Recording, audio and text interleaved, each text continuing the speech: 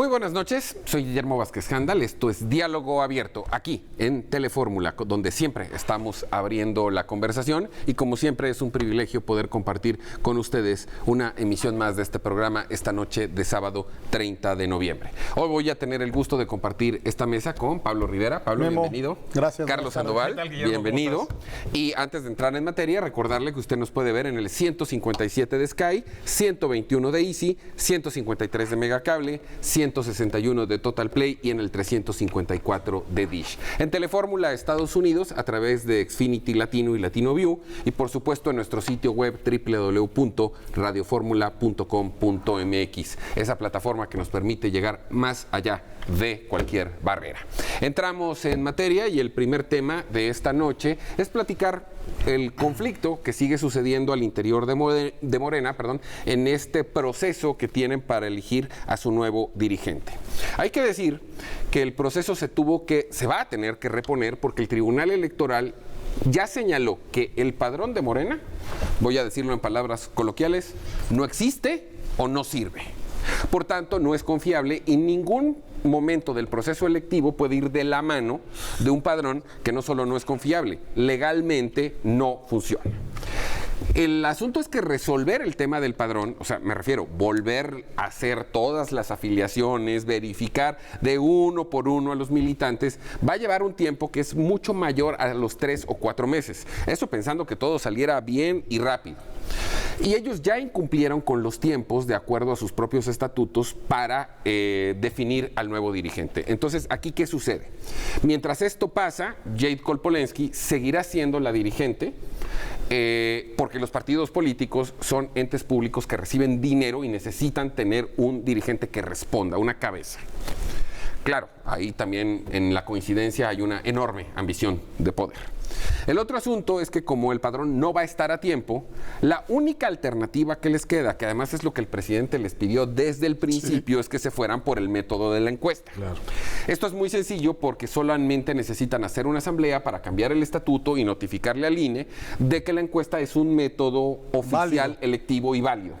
Pero tiene que ser una encuesta abierta, porque el padrón no sirve. Claro. Entonces, tú, sin ser militantes de Morena, eventualmente podríamos participar en esa encuesta. Que, insisto, es lo que el presidente les pidió desde el día 1 y que a mí personalmente, salvo lo que ustedes opinen, me queda claro que esto define que el próximo dirigente se llama, bueno, su nombre empieza con M. Y su apellido empieza con D de Delgado, ¿no? En lo que eso sucede, la señora Berta Luján y la señora Polensky se siguen agarrando a golpes, dicho de manera coloquial. Hace unos días, la jefa de gobierno, Claudia Sheinbaum, las reúne a las dos por recomendación amable y respetuosa del señor presidente, que yo sí creo que no ha metido las manos a fondo, porque si no ya hubiera hecho así. Un manotazo, Memo, ya se los dijo. A ver, pidió licencia a su militancia. El presidente en este momento no es militante activo de Morena. Y les dijo que si seguían así, él renunciaba al partido. Y yo no descarto esa posibilidad. Vale. Pero es el primer morenista del país, ¿no? Él es el dueño de la franquicia. Pues sí, él se va y pero a ver. Es el dueño del balón. A ver, ¿qué les queda, presidenta? ¿De qué vas a hacer? Claro. Vale. El caso es que la señora Luján y la señora Polensky aparentemente firman una tregua, no hay nada más falso, en esta ambición desmedida que ambas tienen de poder por una razón muy sencilla. En el 21 se eligen 13 gubernaturas, se renueva la Cámara de Diputados y que quien sea el jefe de Morena va a tener un margen de operación gigantesco en vistas a la sucesión presidencial. A ver, yo te diría que en este momento ser presidente de Morena es más importante que ser secretario de Estado. Sí, totalmente. Que observo, que tanto la señora Luján como la señora Polensky tienen una ambición de poder desmedida. No les importa estar echando abajo al partido. Y dejando muy mal al partido. Y al presidente. Y al presidente de la República. No, bueno, pero además, tengo que contarte. Hay, de repente, J. Cole tiene asesorcitos, y así lo voy a decir, en chiquito, como un tal Víctor Gobea, que le anda convenciendo de que ella puede ser la próxima presidenta de la República. Se marean. No, qué barbaridad. Ladrillitis. Te subes un ladrillo y te mareas. Pablo. Mira, aquí yo veo lo bueno y lo malo y lo feo. Lo bueno es que en toda democracia siempre lo hemos pedido los partidos, en el país, en cualquier competencia, es sano que haya distintas posiciones. Y aquí hay que agradecerle al presidente que, como bien lo decías tú, no haya metido las manos en favor yo así lo de creo, ninguno. Es una lucha abierta, directa de Morena, por ver quién va a darse su presidente o presidenta. Eso hay que reconocerlo y qué bueno, ¿no? Sí. Lo malo es que no se ponen de acuerdo a pesar de que el presidente se los ha pedido de manera coloquial, ya la propia jefa de gobierno también, y que no están entendiendo la dimensión de que son el partido en el poder. A su favor juega que hay tantas noticias a nivel nacional que la gente no está pelando lo que pasa en Morena. La verdad, es de las primeras 10 noticias ha de ser la 10ª. Así es. No es un asunto que haya permeado tanto en la sociedad. Y la suerte de Morena siempre va de la mano de la suerte del presidente de la República. Es decir, el presidente ganó con Morena o sin Morena. Sí. No era tan poderoso el candidato López Obrador que hubiera ganado utilizando la estructura de cualquier... Hasta con el PRI. Hasta con el PRI. No lo sé. Pero igual sí, ¿eh? Y lo feo para terminar es las golpizas, ¿no? Que son primitivas, sí. Lo que las hemos visto en televisión, que se pelean entre morenistas entre sí, que obviamente siguen lo que ven en las cabezas. Tú lo decías muy bien, entre Jekyll y Berta Luján, pues no han sabido contener a sus primitivos seguidores, y esto se ve muy mal en una democracia, que lleguen a los golpes, ¿no?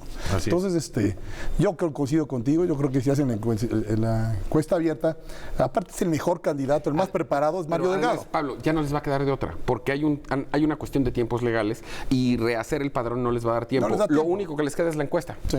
Sí.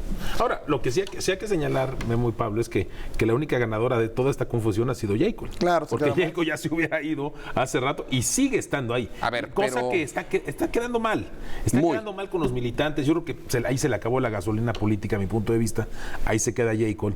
Pero sí, yo creo que veo muy mal que que de alguna manera el partido del presidente esté metido en esos temas. O sea, un desaseo total. Nos recuerda al PRD, ¿no? Sí, en las mismas peores épocas. En las mismas épocas del PRD. Y bueno, yo creo que en la encuesta, como también lo señalan ustedes, yo también veo a un Mario Delgado, una gente que ojalá pueda llegar él, porque es una gente realmente inteligente, una gente ecuánime. Yo no lo conozco en lo personal, pero siento que puede darle un buen amarre, ¿no? Y que el presidente lo va a extrañar en la Cámara, Si ¿eh? te das unas vueltecitas como a las 5 o 6 de la tarde por los restaurantes de Polanco, es muy probable que te lo encuentres. Ahí lo conoceríamos. En los restaurantes fifís. Agua y sal, por ejemplo, o ¿cómo se llama? Piedra y sal, ¿no? Piedra y sal. Sí. Sí. ¿Te acuerdas que una vez hasta le chiflaron Sí, y lo abuchearon? Y Bueno, creo que sí salió, ¿no? yo no estoy en contra de lo que le guste tomar a la gente. El punto es que sí, efectivamente, el método de la encuesta a quien lo favorece es a él. No me cabe la menor duda. Lo que yo veo cuando tú dices es que la que gana es Jekyll, pues sí, gana 2 meses más. Gana algo de tiempo. Pero en esta desmedida ambición de poder, el objetivo es el 21, ¿eh? Sí. Claro. De nada le va a servir a ella dejar el cargo en febrero. Sí. Porque además, insisto, cuando te hablo de estos asesorcitos, y lo digo así en chiquitito, están yendo, y se los digo como es, detrás del dinero. No el dinero que está en el partido, porque en el partido no hay dinero. Y además, entiendo que son transparentes en su gasto. En la relación de poder que genera poner candidatos. Claro, y lo que viene. O sea, al grado, y lo voy a decir cómo es, que incluso ya se están planteando, o por lo menos están diciéndole a la señora que ella puede ser la próxima presidenta de la República. Es un absurdo, ¿no? ¿Qué horas son las que usted diga, Sí, jefa? no, O sea, qué absurdo. Porque lo interesante yo creo que lo que va a pasar va a ganar Mario Delgado. Sí, también. El presidente ha sido muy claro que él no va a repetir el modelo que hacía el PRI. Que el PRI era común que salía el presidente del partido y lo incorporaban al gabinete. ¿Qué va a hacer el presidente López Obrador con Jacob Polensky? lo que te puedo decir es que independientemente de que está tremendamente desgastada, porque yo entiendo que hizo un muy buen papel como jefa del partido en campaña. Sí, es muy buena para Acuérdate campaña. que cuando termina la Segunda Guerra Mundial, Winston Churchill se convierte en el británico más importante de la historia, o sea, el que ganó la guerra. Va a elecciones inmediatamente después y pierde. Porque la gente decía, necesitábamos un primer ministro para la guerra y uno para reconstruir. Para la paz. J. Cole puede ser que haya sido una buena presidenta para la guerra, pero no sirve absolutamente nada para construir partido político. Claro. Y insisto, hay demasiada ambición de poder y de negocios de por medio. Sí. Y con asesorcitos como esto, como les platico. Y no hay que perder de vista que ya empezó la carrera para el próximo sexenio. Es decir, los grupos al interior de Morena es una elección muy importante. Sí, señor. Porque siquiera Mario Delgado uno podría presumir pues, que está más vinculado con Marcelo Ebrard. Que está muy cercano. Y no descartes una alianza con Monreal, ¿eh? Y con propio Monreal, Sí. que al final decidan quién puede ser el candidato. Bueno, pero por lo menos la ventaja como ciudadanos, independiente de nuestra afiliación personal o partidista, es que esos son los que piensan en Morena. Sí. No son los rudos. Y Berta Luján, por los orígenes, igual que Claudia Sheinbaum, podríamos presumir que son las que han acompañado al presidente López Obrador en toda su carrera política. Desde el inicio. No en el caso de Marcelo, que tiene un pasado priista, ni el propio Mario Delgado del PRD. Pudiera ser algún vínculo. Estoy especulando, ¿eh? No, pero lo que sí tiene razón Pablo, y de alguna manera Memo, es que sí ya está arrancando, se empiezan a poner los ajedrezes para estar listo. En enero. Empieza a arrancar el La tema. carrera empieza en enero. Y ya todos los grupos empiezan a tomar sus posiciones. Yo creo que hay grupos que se van a ver muy debilitados. Yo creo que en el grupo de J. Cole y todos sus cercanos. A ver, el grupo de J. Cole desaparece en febrero. Yo creo que desaparece en febrero, yo también ahí lo creo. Veo muy fuerte. Y como dice Pablo, igual y ni siquiera le van a una secretaria de Estado, ¿eh? Sí, capaz que le dicen adiós. Yo también creo que puede ser adiós. Y el tema de Mario Delgado, pues se fortalece, una gente de primera. Pero pierde la Cámara de Diputados. Sí, el presidente pierde a un gran controlador de la Cámara de Diputados. Pero la presidencia del partido en el 21 va a ser el puesto más importante de este país. Sí. Claro. Sí. Vamos a un corte, no tardamos nada, volvemos de inmediato a Diálogo Abierto.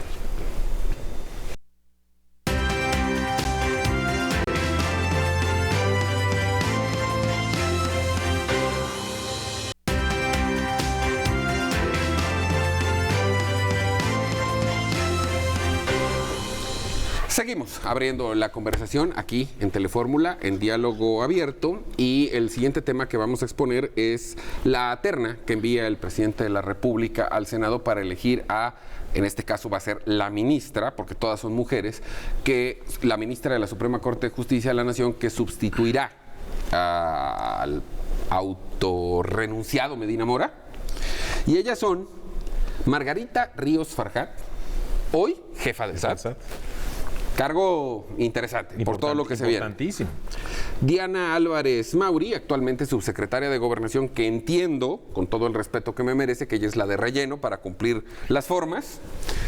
Y la favorita de todos los grupos políticos, sociales, empresariales, Ana Laura Magaloni, que tiene un perfil mucho más intelectual. Académica, ¿no? Académica, pero que en términos reales, en el sentir generalizado, es la favorita.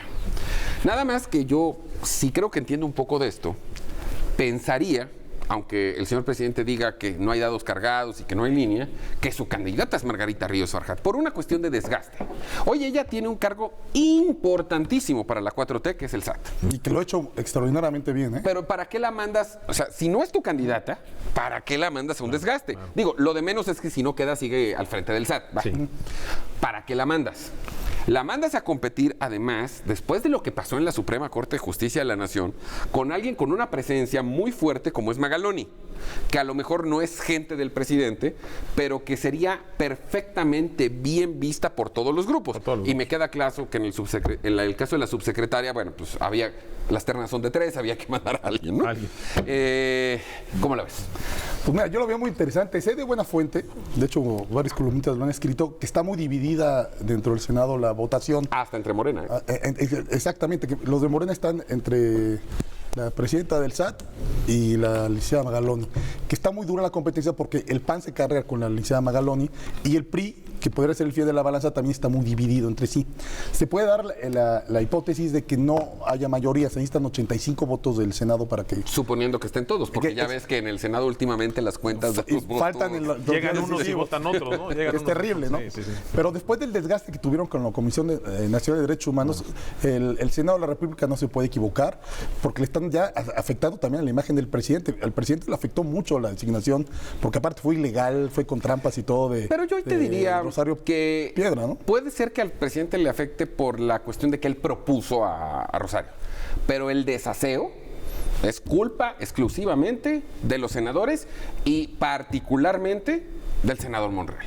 Sí, fue un desaseo. Pero por eso mismo tienen que sacarlo muy bien y tienen que cumplir al presidente. Yo creo que el presidente también quiere que sea la presidenta del SAT, ¿no? Sí, nada más que aquí, a diferencia de Rosario Piedra, las tres reúnen un perfil. Y hay que decirlo, y las tres son extraordinarias juristas, tienen antecedentes en el Poder Judicial, cumplen perfectamente con todo. Y yo he escuchado muchos críticos que dicen que va a poner a otro de sus elementos el presidente. Todos los presidentes lo han hecho, todos los Para eso presidentes de la ganas por República mayoría, ¿no? Claro. lo han hecho. Aquí lo que habría que poner en tela de juicio es la forma como salió Medina Mora y el porqué de este proceso. Así es. Porque Medina Mora no debe haber salido, ¿no? Y fue un caso Pudo haber atípico. pedido licencia, lo Pudo haber pedido platicamos licencia antes. en lo que resolvía el tema de fondo, ¿no?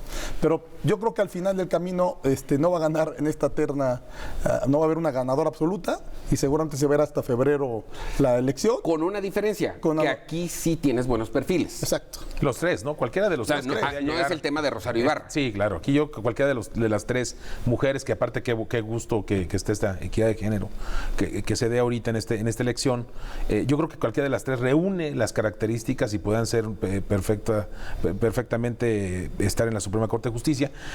Yo en lo particular, también por lo que he escuchado, y creo que la inclinación está muy fuerte por Margarita Ríos Fargeat. Digo, si no, Creo ¿para que- qué la pones en la Claro, terna? claro. Y sobre todo porque tiene un puesto tan importante, Pablo Memo, que yo creo que De los más importantes y de los que han funcionado. Y de hecho, todo el tema de lo que está buscando López Obrador para esta limpia, este nuevo México, esta teoría que él trae, pues obviamente el SAT es importantísimo. recaudar más. Recaudar más, y lo ha hecho bien, ¿no? Y lo ha logrado. Lo ha logrado. Ahora, Ana Laura Magaloni, de lo que yo sí veo es que también es una gran académica, muy apoyada, como dices, todos los grupos quisieran que fuera ella, porque no la ven identificada como que fuera una empleada de alguna manera del presidente. En el caso de las otras dos, pues sí trabajan para el presidente, pues sí, o sea, no, bueno. Sí, pero a ver, sí. en una estrategia política, esto es un tema de ecuación, Sí. ¿no?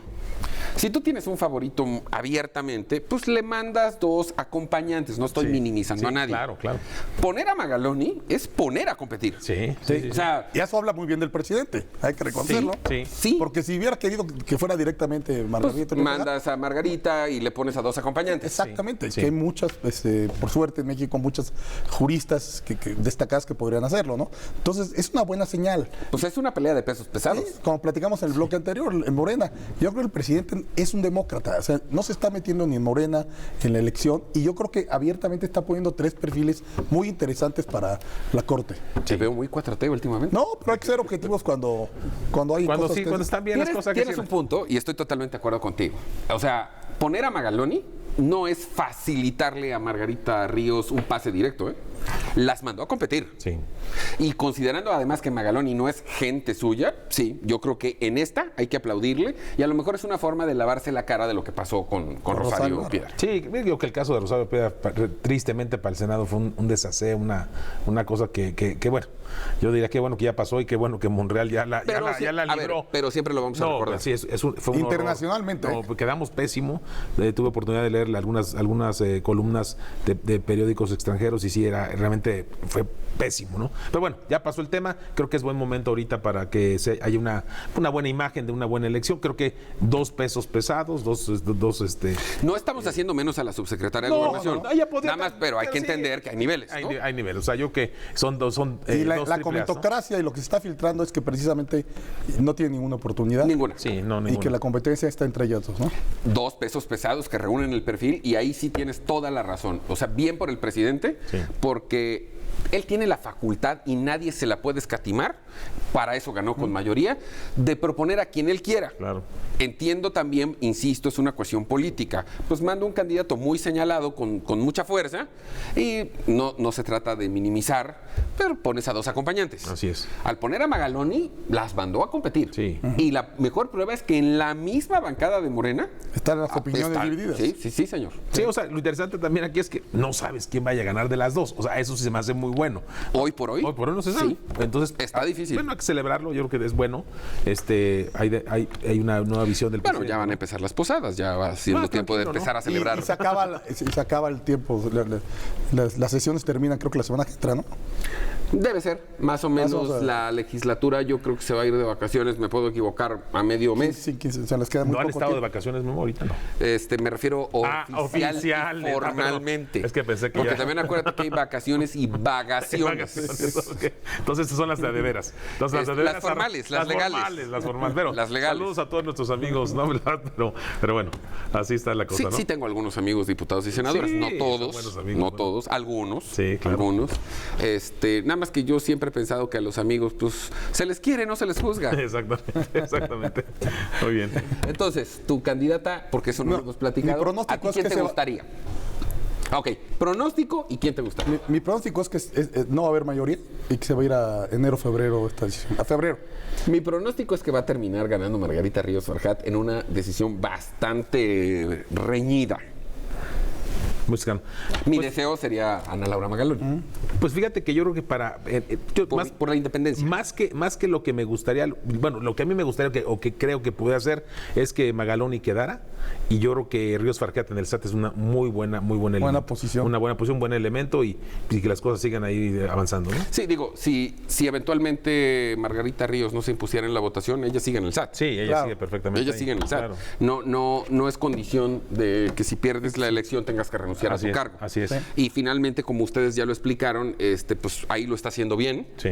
Yo tengo algunas dudas en cuanto a la nueva legislación que va a tener que ver con lo que va a pasar fiscalmente el año que entra, pero me queda claro que quien la va a ejecutar es ella, porque además tienes un problema y no lo hemos platicado. Y si gana Margarita Ríos, ¿a quién pones en el SAT? Claro. Eso, Digo, sí. se habla de la señora esposa del gobernador de Tabasco, que además, pues es... No, a ver, esposa del gobernador de Chiapas, hermana del gobernador de Tabasco. Así es, así es. El caso, particularmente con la señora Rosalinda, es el antecedente. O sea, puede ser muy buena para su trabajo, pero es hermana de un gobernador y esposa de otro. Sí. Entonces, digo, si quieres limpiarte la cara después de lo que pasó con Rosario Piedra, Sí, hay que aprender las lecciones, ¿no? Así es, de acuerdo, totalmente de acuerdo. Y también vale la pena señalar que cómo han salido del SAT o de la Procuraduría Fiscal ministros de la Suprema Corte, ¿no?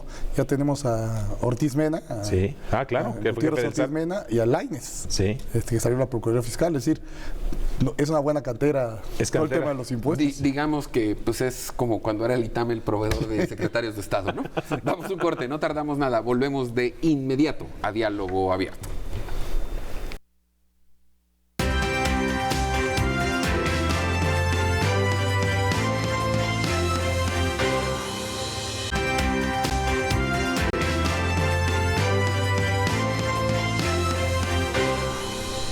Ya estamos de vuelta en Diálogo Abierto y me da muchísimo gusto darle la bienvenida a Felipe Gaitán. Felipe, bienvenido. Un placer estar aquí en esta mesa con ustedes. Ya Y con terminan el las público. clases, próximo jueves ya de tiempo completo en el programa. Regresamos de tiempo completo. Volvemos. Bueno, volvemos, Acuérdate sí. que regresar tiene una connotación diferente y Ok. como dicen algunos políticos, ya me lo gasté. Ok, volvemos. Bueno, volviendo a la seriedad que implica este programa, ahora vamos a retomar el tema de la marcha feminista de esta semana y la autorización o, bueno, digamos, la aprobación de la denominada Ley Olimpia. Antes de eso, Pablo Rivera tiene que comentarles un caso que va relacionado con esto, de veras muy dramático. Muy dramático. No son de las cosas que nos gustan platicar, pero sirve para explicar el contexto que estamos viviendo. Pablo. Gracias, Memo. Pues el Día Internacional contra la Violencia contra la Mujer, aquí en la Ciudad de México sucedió un asesinato terrible. En el circuito interior mataron a la señora Abril Pérez. Y de acuerdo a la información del periódico Reforma, todo parece indicar que es el ex esposo, Juan Carlos García, que no es cualquier persona, había sido el CEO de Amazon y directivo de Electra. No sé si lo siga haciendo. Aquí lo terrible, Memo, es que la señora denunció en enero un intento de homicidio. Mientras ella estaba dormida, el señor llegó con un bat y la trató de matar. Obviamente estuvo en la cárcel un mes y medio, y sus abogados, con argucias no sabemos cómo, lograron que el juez de control, un Alfredo Mosca o algo así, cambiara, en lugar de intento de homicidio, como violencia intrafamiliar y por eso pudo salir de la cárcel. La señora en ese momento le dice al juez, temo por mi vida, este señor lo va a volver a intentar. Y el Poder Judicial y este juez en particular, yo espero que la judicatura haga algo, no hizo absolutamente nada y hoy la señora está muerta con 3 hijos, entiendo 2 o 3 hijos que ya perdieron a la mamá. Y ellas mismas están poniendo en las redes sociales que fue el papá. En sus redes sociales. En sus redes sociales propios de ellas. Entonces es un caso terrible que pone los pelos de punta, porque hay mucho discurso de los políticos y de las autoridades judiciales, pero en los hechos concretos, cuando alguien pide ayuda y no se la dan, es terrible que pasen las cosas. Estos casos ya no tienen marcha atrás. La señora ya falleció. Ya falleció. Y había un antecedente, había una amenaza. Entonces, independientemente de lo que haga la judicatura, yo creo que este juez, y eso pensando que tenga un grado de conciencia, sí, espero que no vuelva a tener paz. Nada más es el juez de control, Federico Mosco González. Pues hizo Mosco. Pues sí, pues hay que darle seguimiento, yo creo, ¿no? A mí se me hace interesante que pues ya es que no pueden sí, pasar. el asunto es que el seguimiento lo tiene que dar la judicatura. O sea, nosotros lo podemos hacer periodísticamente, me refiero. Entiendo que la Procuraduría de la Ciudad de México ya actuó, la Procuradora Ernestina Godoy ya se sentó con los familiares de esta persona y está poniendo toda la atención al tema, lo cual es muy bueno, pero obviamente tienen que agarrar primero los autores materiales y seguir toda la investigación. Felipe. No, y ahorita que dice Pablo, este caso de Abril es muy lamentable, como hay otros tantos que podemos ver. Recuerdo un caso en Tabasco donde en el juzgado se citan los dos, la señora pide una restricción a su marido, le dan la restricción, y el marido entra con una navaja y la navajea dentro del juzgado. No. Y entonces la judicatura, bueno, en este caso el tribunal dijo, no es nuestro problema, o sea, déjenlo, no era parte de nuestro control. Hay un problema muy grave en temas de violencia hacia la mujer. Terrible. Es muy acendrado, es muy terrible. Y desde las cuestiones de los micromachismos, del acoso callejero, del tema del piropo, que esta discusión que si es violencia por supuesto, porque no te lo están pidiendo este tipo de expresiones, hasta las cuestiones de los secuestros y las violaciones en el sistema de transporte público en la Ciudad de México y en el país en general. En el caso de la Ciudad de México fue muy tarde el tema, y más por una coyuntura política, el tema de la alerta de género para la Ciudad de México, y parece que la alerta de género no va acompañada en este caso de las medidas que el protocolo está implicando. Se dio en el Estado de México y los temas siguen siendo importantes, siguen siendo temas no resueltos. Se le ha dado en Chihuahua, se le ha dado en Tabasco, se le ha dado en el país, y parece que el país tendría que y necesitaría una alerta de género, pero efectiva, no por Estado sino del país, porque el tema de la violencia hacia la mujer ha sido un tema que ha ido creciendo. Empezó con las muertas de Juárez, ¿hace cuánto tiempo? Pero ahora las tenemos en Ecatepec y las tenemos en la Ciudad de México. Han empeorado, ¿no? Y las tenemos, pero exponencialmente. Y nos preocupamos, y aquí sí voy a hacer énfasis en esto, y nos preocupamos porque el movimiento feminista, los colectivos feministas salen a la calle, hacen una especie de llamado de atención. Especialmente esta marcha. Esta marcha, la última, esta desesperación de pintar, que podemos estar de acuerdo o no, y puede haber un debate, pero no se puede soslayar el grito desesperado que están haciendo las mujeres porque sean atendidas y sean protegidas. De acuerdo. Y saber que son personas con todos los derechos que tienen que ser garantizados por el Estado. En alguna ocasión discutíamos tú y yo aquí en el programa sobre las marchas. Yo partía de la base, en esta a lo mejor actitud más fresa o light, de que las marchas no deberían generar estas expectativas ni estas pintas. Y Felipe me corregía y me decía, es que si no hacen esos desmanes, si no pintarrajean, nadie las voltea a ver. Claro. Y tuvieron que llegar a eso precisamente para que fueran vistas. ¿Qué es lo que pasa? Abril es el último caso. El último. Van a haber más, sí, lamentablemente. El último de la noticia, pero precisamente no va a ser con el que se concluya, va a haber otras más. Y esto lo vemos desde cuestiones, y digo, la violencia tenemos que exponenciarla. Nos vamos a los casos últimos, pero desde la violencia ginecobstetra que se genera en los hospitales contra las mujeres, el tema de laborales, el tema discriminación laboral, el transporte. Creo que como sociedad tendremos que pensar qué estamos haciendo mal, y desde la parte nosotros como hombres, ¿Qué estamos haciendo también? No pedirle solamente al Estado, sino también nosotros personalmente, ¿qué estamos haciendo y qué estamos contribuyendo? Es un tema cultural. Sí, es... Carlos.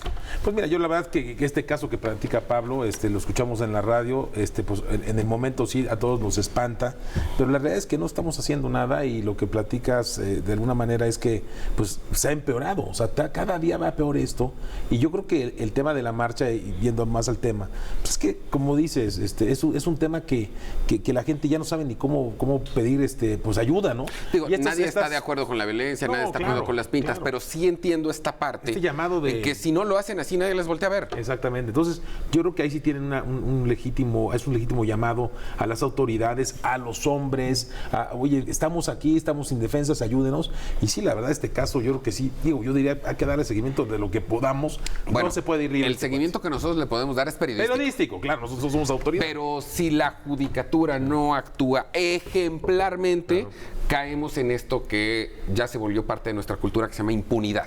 ¿Qué quiere decir? Que si este juez lo hizo y permitió esto, va a haber otro juez que lo va a volver a hacer porque hay un antecedente de que no les pasa nada. Además, Pablo señalaba algo, un personaje, este hombre, con una serie de redes y una serie de elementos económicos que le permiten salvar el asunto. Exactamente. Presumes que hubo algo raro, porque, a ver, estás dormido, ya entra alguien con un bat y te trata de matar, y el juez dice, ¿ese no es intento de homicidio? ¿Por Dios? No. Pues, ¿qué país o qué cultura somos? Claro. O sea, Y nos vamos es a los increíble. casos extremos, y lo pongo, soy profesor de la Facultad de Ciencias Políticas, y una cosa que me parece increíble que se tomó como una medida provisional, pero acabó siendo permanente, botones de pánico en los baños de mujeres. Nos ha tocado, estando yo en mi sesión, dando clases, que se escucha la alarma y tenemos que salir, precisamente para ver qué está pasando. A veces es falsa alarma, otras veces sí hay intento de violación dentro de las aulas universitarias. Entonces, En la UNAM hemos es llegado un a ese tema nivel. que el propio rector en su reelección lo comentó, es el tema prioritario. Pero no Bueno, se ha hecho. lamentablemente, estas son circunstancias que escapan, como decíamos, de nuestro control como ciudadanos. Hay un aspecto cultural en el que tenemos que fomentar todos. Entiendo que los cambios culturales llevan mucho tiempo. Este es un llamado respetuoso a la autoridad, porque ya se encargaron las mujeres de hacer la exigencia como debe de ser. Lo que sí tenemos que tener claro es que esto ya no puede seguir. Exacto. Nosotros vamos un corte, no tardamos nada. Cuando volvamos aquí a Diálogo Abierto, vamos a platicar pues de que el presidente Trump quiere declarar a los cárteles mexicanos como grupos terroristas, y hay que platicar de lo que esto implica. No tardamos.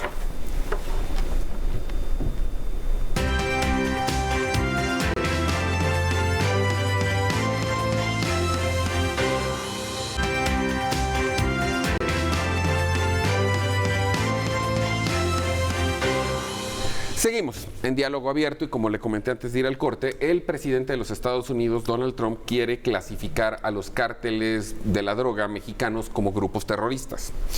Y hay un debate interno en este país de si esto es correcto o no. Yo quisiera partir de la base de la implicación legal, porque el presidente de Estados Unidos puede declarar lo que a él se le dé la gana en su país. Y puede calificarnos a los mexicanos, como además lo ha hecho en muchas ocasiones, de lo que a él se le dé la gana. Aquí lo que tendríamos que entrarle al debate es esto: ¿qué significa en términos legales? Clasificar a estos grupos como terroristas le dan a Estados Unidos o a Donald Trump facultades ¿de qué? Ese es por un lado. Y por otro lado, el debate tiene que ver con que hay mucha gente en México, entre ellos Carlos Sandoval, que dicen sí, que los declaran terroristas porque nuestro sistema de seguridad no funciona y no está dando resultados. Empiezo contigo. Pues mira, Memo, yo primero creo que lo que mencionas, ¿no? En la parte de qué atribuciones se le puede dar al presidente Trump enunciar a estos grupos como terroristas, por lo que yo he estado escuchando en algunas cadenas americanas, es que eso permitiría que el presidente pudiera hacer un llamado, pues prácticamente de ataque hacia los de guerra. No guerra, un ataque preciso. Por eso, es que no es que si fuera un llamamiento a guerra, pues tendría que ser una cuestión de Congreso. Y Libia. Sí, pero por ejemplo, tienes un grupo en tal lado que es un grupo terrorista, lo tienes identificado y es un ataque puntual y los desbaratas, ¿no? Eso es lo que le daría de facultades. En Estados Unidos. ¿Qué pasa con la relación con nosotros? Para él, en el mundo. O sea, la idea es que esto lo puede hacer en el mundo. Para México, pues sí es delicado el tema y por eso es que el gobierno también está muy espantado. Porque dice, oye, si pasa esto, vamos a entrar a otro nivel de relación. Ahora, yo en lo particular creo que lo que le pasó a esta familia Levarón, que independientemente que son ciudadanos mexicanos y americanos, pues yo creo que si nosotros estuviéramos con un grupo de mexicanos que fueran binacionales en Guatemala y nos los matan de tal manera, pues yo creo que tendríamos que hacer algo de veras fuerte. O sea, yo no me quedaría con los brazos cruzados. Hay que recordar que el canciller, cuando fue este tirador que estuvo en el sur de Texas, en El Paso, Texas, el mismo secretario, el mismo Marcelo Ebrard, dice, oye, estos son grupos terroristas. Déjamelo traerlo a México para juzgarlo y quiero informes y todo. Entonces, cuando pasa al revés, ahora sí ya no nos gustó, ahora ya no nos dio miedo y no hay que hacerlo. Yo en lo particular creo que no, o sea, el gobierno entre que da abrazos y besos y no da balazos, ¿no? Mejor no balazos, mejor abrazos, a una acción de veras ya contundente. Ya esta situación ya está. Yo voy a diferir ahí de... Sí, claro. ¿Eso implicaría intervencionismo? Sí, voy a diferir de Carlos. Sí, claro. Creo que pocas veces he diferido de Carlos. Más o menos estamos en el mismo sintonía, pero hoy sí estoy en desacuerdo. No por una cuestión de nacionalismo, de protección del Estado mexicano. No. O sea, simplemente el tema del terrorismo, conceptualizar a los grupos de narcotraficantes terroristas es colocarlos en otra dinámica. Los grupos terroristas, y este es un debate que se ha dado en la ciencia política sobre cómo clasificar a los terroristas, la violencia terrorista, el objetivo de los terroristas, tienen principios o metas religiosas, morales, políticas, y es infundir terror para generar un efecto político. Tal cual. Sí. En el caso de los narcotraficantes es más bien una cuestión, una dinámica económica que se paren con lo que tengan. Pero bueno, estas distinciones con lo que pasó con Levarón, ahí valió. O sea, sí fue un acto terrorista. Fue una ejecución. Fue una ejecución en todo el sentido de la palabra. Un acto terrorista no te hace terrorista per se. El acto terrorista tiene estas implicaciones. La consecuencia.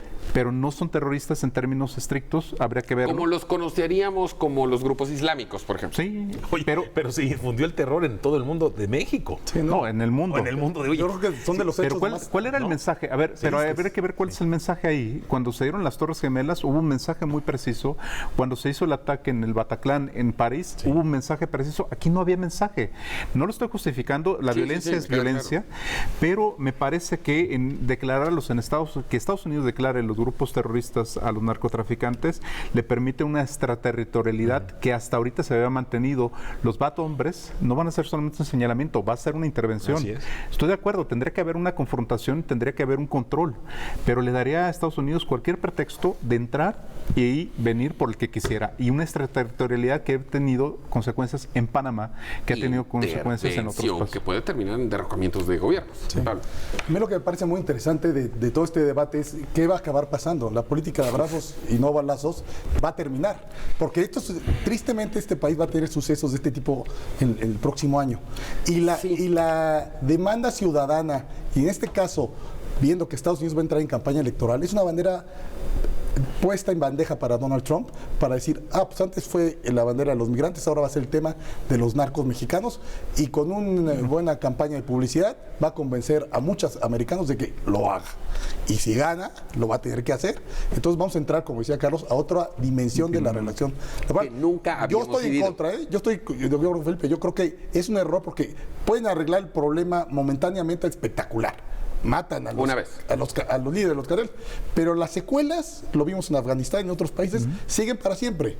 No creo que sea la solución. Mejor la cooperación, que les prohíban vender las armas a los fabricantes de armas de Estados Unidos. Y que las pasen a México. O que hagan una campaña para limpiar a todos sus jóvenes que se están drogando y matando todos los días. O el tema financiero, o el control desde Estados Unidos financiero. Claro. Más bien es un tema de cooperación, más que de... Yo estoy de acuerdo con Carlos en algo, y que me parece importante, tiene que cambiar la estrategia de seguridad del gobierno federal, punto. punto. O sea, eso Por creo que lo va a ya- obligar a cambiar. Esto, la coyuntura ya no les alcanzó. para Entonces sí más. coincidimos en algo. En algo coincidimos. Oye, Casi- yo casi estaba siempre, viendo, fíjate que casi me siempre. tocó ver con la familia la película esta de Rambo. La última de Rambo, cuando ya Rambo ya se muere. Parece O sea, broma, la pero 17 en Tijuana, creo que está en la frontera, ¿no? Exacto, te voy a dar la connotación de esta película porque me llamó la atención que se mezcla ahorita con este caso. Y es que a Rambo le secuestran a su hija, que es mexicana-americana, o no es su protegida, se la llevan a México y la matan. Y él va, y bueno, obviamente es el estilo Rambo, ¿no? Pero cuando tú ves los americanos que vean esas películas, ven No, eso. además, para ellos se la creen, Dicen, es su ah, cultura. claro, dicen, Sí, se esto la es durísimo. Entonces dicen, oye, bueno para el presidente Trump, digo, oye, pues voy a mandar y voy a traer a los secuestradores, A los Marines. a los Marines y vámonos, ¿no? Entonces, yo independientemente sí coincido, Felipe, con lo que dices totalmente, la parte de debe de cambiar, o sea, debe cambiar, que sea la vacuna que haga que cambie la política de seguridad Bueno, del país. si Si no, por lo menos esto se va a ir a el anuncio volar. de Trump hace un cambio de narrativa en México, habría que agradecerle eso. No estoy hablando de la intervención. Sí, sí, claro. Que ese llamado preocupe tanto al gobierno que diga, sí, tenemos que cambiar. Sí. Independientemente que esta es la sección de las recomendaciones de cine a nombre de Carlos Andrés. Perdón, pero sabes que venía mucho de... Bueno, No, pero en las películas siempre nos ponen como los bad hombres. Pero es que o sea, aparte, ve que está el cuate viéndola en Estados Unidos, allá en Nueva York, y dice, Y no ¿qué, distingue. ¿qué ¿Qué pasa está con pasando, estos no? cuates? Hoy lo que hay que reclamar es cómo se ha politizado y polarizado en las redes sociales el tema de la familia Levarón. A ver, yo le quiero decir al padre Sosalín de que no tengo el gusto, espero no conocerlo, bueno, que es patético, que está más cerca de la palabra del presidente y muy lejos de la palabra de Jesús, en términos de la 4T. O sea, es patético que un cura ataque a una familia que tuvo una desgracia, que yo creo que es de las peores que hemos visto. En la Mataron historia. niños de 8 Pero años la y se ejecución. mete en una decisión política. Este padre, digo, es terrible. En principio, por la laicidad ni siquiera debería de estar opinando. Es un Claro. delito, ¿no? Es un delito, delito. exactamente. Pero también, ¿sabes qué, Pablo? Las redes sociales, cómo se han ensañado los bots es pro AMLO, increíble. se han ensañado sobre todo con la familia Levarón. Se han ensañado con Sicilia, se han ensañado con... y los empiezan a atacar de diferentes formas. El hecho de decir es porque tuvieron posesión de tierras y agua en Chihuahua, es porque hicieron, como justificando, dando una justificación Sí, al es asesinato increíble. que no Pero a ver, tiene Felipe, una y digamos que tú justificación. eres el experto en esto, ¿no te da la impresión que este tema de los bots cada día da más de sí? Sí. Y que finalmente se termina volviendo una discusión solo entre ellos, o sea, entre gente que no existe, porque lo que nos queda claro a todos, por las mediciones que se hacen constantemente de la popularidad o aceptación del gobierno y del presidente, es que van en picada y sabemos que gobernar desgasta. Claro. Lo artificial de los bots, tarde o temprano va a dejar de funcionar. Pero va generando opinión pública. Y entonces, digo, hay segmentos caso donde Levarón, empiezan a decir, Pero a ah, mí me sí, llama mira, la atención, si es una estrategia de alguien que no es brillante de la 4T para tratar de defender una posición política, en este caso la intervención de Estados Unidos, es contraproducente. ¿Cómo se meten con una familia que ha sufrido tanto? Claro. ¿No? Y que no solamente en este hecho, que fue lo más trágico, le han matado Varias veces. ¿Sí? Y se ha dado una especie de hostigamiento con ellos. Hay que tomar en cuenta que ellos han tratado de ser como muy prudentes por venir de una tradición religiosa y una tradición sobre todo mormona, que es en el caso de los Estados Unidos, que le da esta condición también con la comunidad mormona en Estados Unidos. Se han ensañado en el tema social, en el tema hasta por una cuestión de origen étnico, una cuestión... Racismo, hay una especie de racismo ahí también. Claro. Entonces, aunque los bots se discutan entre ellos, va generando cierta opinión pública, que es el va generando objetivo. una representación. Me está dando la impresión, y lo diferenció de la época de la campaña electoral, Claro, sí. en que sí fue muy activo el tema de los bots y sí generaba opinión, que esto ya se está empezando a volver artificial. Además, los Levarón son mexicanos, para empezar. Claro. Sí, claro. Son Pero mexicanos, trabajan, tienen todos los producen derechos. empleos en México. Hasta creo que origen tarahumara, ¿no? Creo que tienen origen tarahumara los Levarón, ¿eh? Hay una mezcla ahí en esa zona, por la zona de Chihuahua. Sí. Pero los bots sí tuvieron su impacto, pero siguen generando opinión pública, digamos, en las redes. Mi punto sería, y no lo estoy hablando en términos estadísticos porque no tengo el dato, es que a diferencia de la campaña, que sí fue una locura lo que generaban los bots, es que hoy yo creo que aunque sigan generando opinión pública, ya no es tanta. ya más bien es una disputa artificial entre bots de ambos bandos, porque hay gente que incluso siendo seguidora de la 4T y del presidente, hay cosas como lo que le pasó a los Levarón que no tienen justificación. No, ninguna, O sea, ninguna. O sea, ahí sí creo que no se puede justificar en ningún sentido el asesinato, por mucho que puede ser cierto o no, y hubiera sido cierto el tema de la posesión de agua, no se justifica el asesinato. ningún asesinato se justifica. Niños de 8 meses. Y en todo caso, aquí lo que sigue es ahora, ante la posibilidad de que el gobierno de Estados Unidos pueda intervenir, el debate que vamos a tener si eso sucede, si se justifica o no. Bueno, lamentablemente se nos acabó el tiempo de esta emisión.